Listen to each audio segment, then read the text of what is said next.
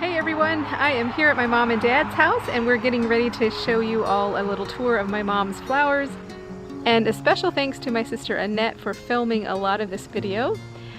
And I hope you all enjoy seeing my mom's flowers. She has some beautiful flowers this year. I wish we would have gotten the tour a couple weeks ago when the roses were really pretty, but I hope you will still enjoy it. Thanks for following along. I'll start with the roses because that's kind of Mom's specialty. Mom says the roses bloom in 3 stages here in Ohio, usually in May and then again in July and again in September. And between times there's a lot of dead flowers and things, so she trims all of those off and it opens up the way for a fresh blooming. And I did come back a week and a half or so after I videoed, and the roses were much more fuller and beautiful, so I added some clips of that in here as well.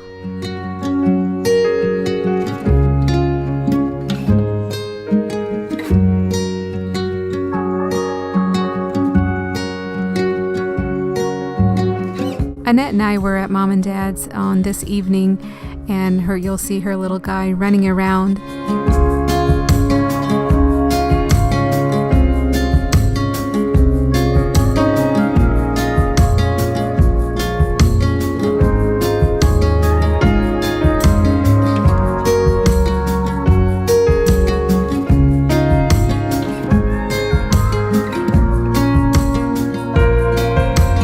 These roses are usually beautiful certain times of the year.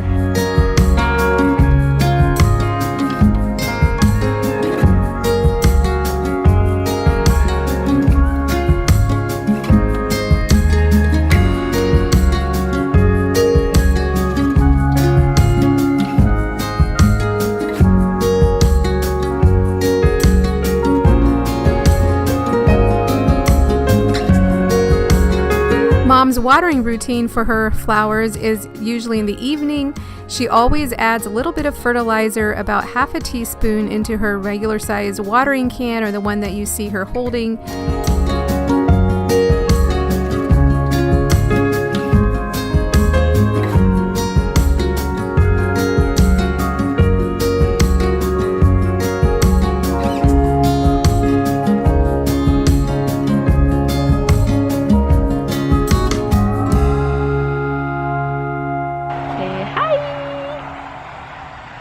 Rachel. Oh, get kisses. Kisses.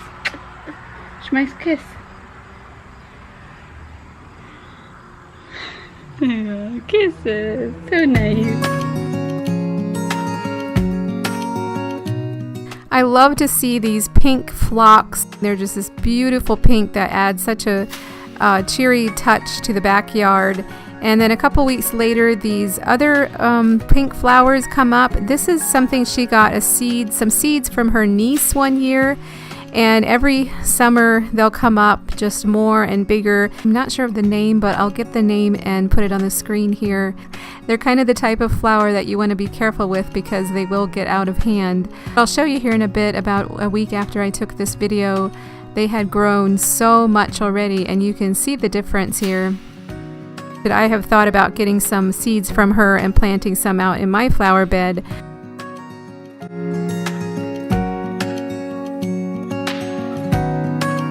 Even though Mom and Dad live close to town, they still get a lot of birds. They actually get some orioles since they put this orange oriole feeder up, and get woodpeckers and just a lot of different kinds. They also get a lot of sparrows, which is not always fun.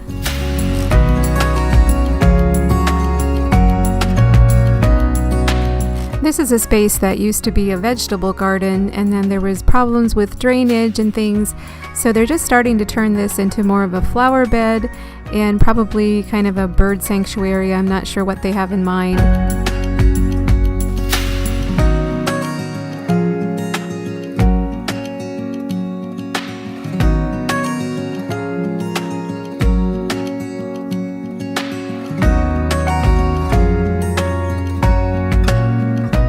Some of these are obviously past not blooming right now, like the hydrangeas are not doing too much right now. Mom and Dad moved to this place a number of years ago and have been just working every summer on building up some of their flower beds and changing things out. Last summer they added this patio and we've really enjoyed that. They've really enjoyed it. They will often eat supper out here in their patio table, or if they have company or the family's there, we love to sit out on the patio, watch the sunset, enjoy the backyard blooms and the birds.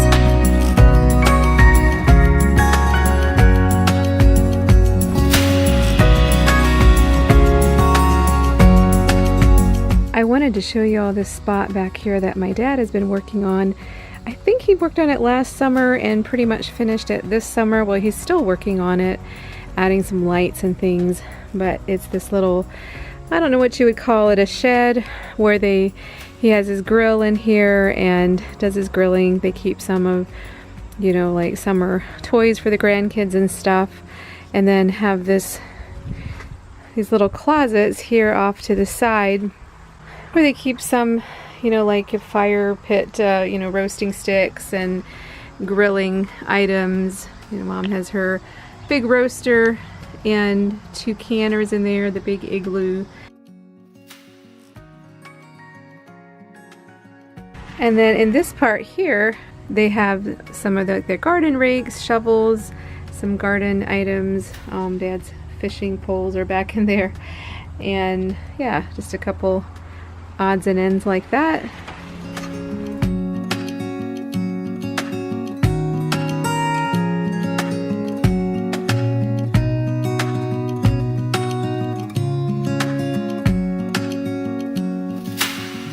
My parents always enjoyed working with flower beds, and when I was younger, we had a huge garden. And of course, as kids left the house and my parents were by themselves, the garden got smaller and smaller. And now, kind of like me, we just raise a little bit for fresh eating. We have so many produce stands in this area, and it's very easy access to getting fresh produce in the summer and even to freeze and can. So I definitely take advantage of that, and my parents do as well. Speaking of flower beds, reminds me of a trip that I took with my parents and my uncle and aunt to Switzerland and Germany and France one August. I don't even know what year it was. There you can see some of the flowers, beautiful window boxes. And I pulled this out of storage, and I hadn't looked at it for a couple years, and I realized I started making a scrapbook and didn't finish it. But I do have all of the pictures out in this album, so maybe sometime I can get those pictures out and finish my scrapbook. But that was such a fun trip. There I am in front of the bridge in Zurich, Switzerland, I believe. Took lots of pictures of flowers, flower beds, visited our ancestors, a place where my ancestors lived. My ancestors come from Germany and Switzerland. The rural areas reminded us a lot of the landscape around Holmes County area, the area where I live. Especially out in the country, in the rural areas, people's flower gardens and gardens were just beautiful. So I can kind of see where my background, where my relatives and our love for gardening, flower gardens, and where we might get that. You can tell these pictures aren't the best quality. They're definitely before digital. I think here we just had stopped at this place and asked for directions. The people were very friendly and helpful.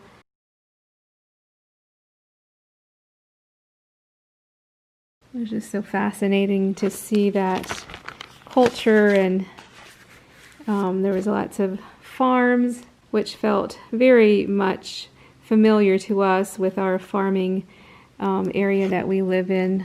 Cheese making, which is very much a thing in the area where I live as well. We have a number of cheese houses. There I am many years ago. I would guess this was probably 15 years ago, maybe.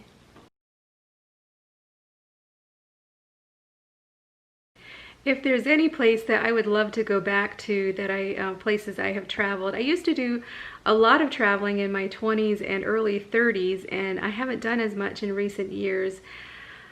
But if there's any place I would like to go back to, it would be to Germany, Switzerland, and France. I don't know if I'll get an opportunity to do that because there's other areas I would love to tour in Europe as well. I would love to go to Scotland and Yorkshire, James Herriot country. I talked about how being in Germany and Switzerland reminded me of like some of the areas, rural areas we were in reminded me a lot of the countryside where my ancestors would have settled in this area, and I can see why they would have, because it probably reminded them of their homeland. And so I thought I would show you guys a little bit of that area. I love to just go driving on a night like this, and especially because I'm in quarantine again. I came down with some COVID symptoms last week, early last week. I don't know if that's what it was or not. Testing around here costs a couple $100, so I haven't tested. I'm just quarantining until tomorrow. So I've been stuck in the house, so I love to go out sometimes in the evening and just go for a drive. So I might do that again tonight. It's beautiful outside today.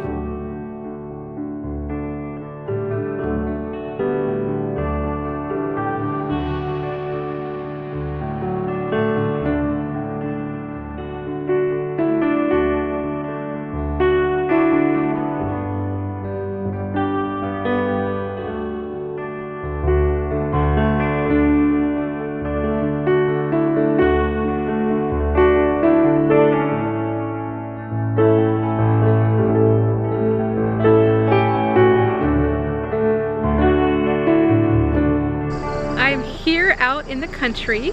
As you can see, I have my car parked here on a little side road, and I hope I'll be okay here. If there's traffic that comes, I'm going to need to move, but there's not a lot of traffic that comes through this area.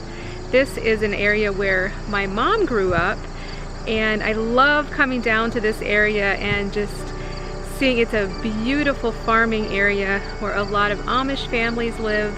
Things seem pretty quiet in these parts. I'm not seeing a lot of people out. I think it's just because it's been wet and rainy. So I just wanted to show you all around a little bit. Behind me here is the schoolhouse where my mom went to school for 1 year of her life. I believe it was her last year of school. She had gone to a public school. It was back in the 50s probably. And then the first private school opened up in this area for Amish kids, and then she came here.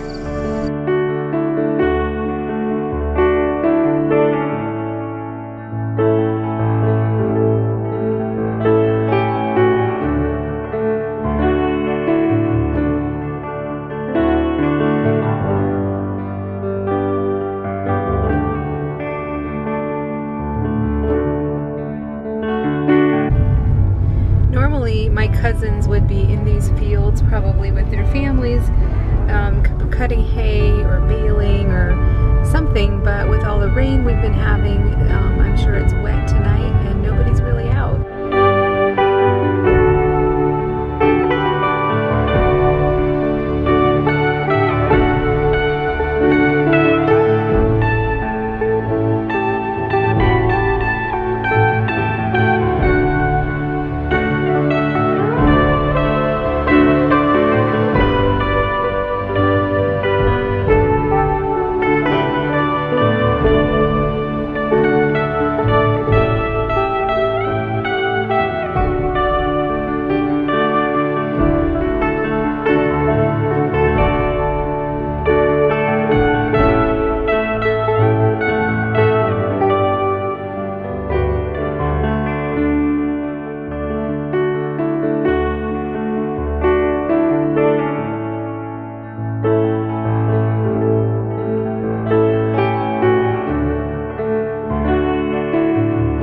Thank you all for following along and letting me share a little bit of where I come from and my background, and for sharing a little bit of the beauty in my mom's backyard.